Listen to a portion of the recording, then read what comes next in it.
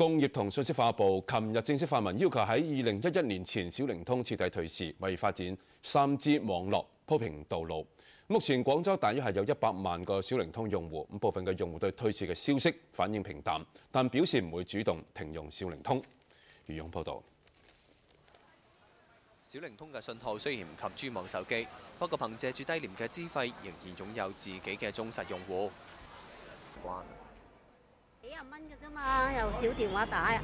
即係一個月幾廿蚊。係啊，佢接聽又唔使錢，係嘛？平好多啊嘛。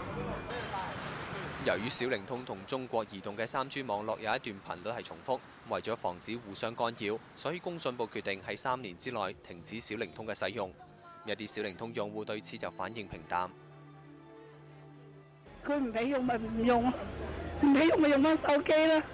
唔好意思。咁會唔會覺得到時交啲電話費會多，會唔會擔心呢？我都唔會擔心嘅，人哋個個都咁樣噶啦。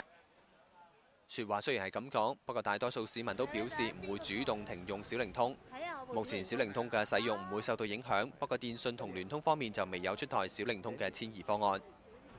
小靈通係特殊時期嘅產物，亦都係中國電信同中國網通當年冇移動牌照嘅無奈之舉。今日小靈通即將退出歷史舞台，將會留低近7000萬嘅用戶，被3家通訊運營商重新去爭奪。廣州電視記者余勇報道。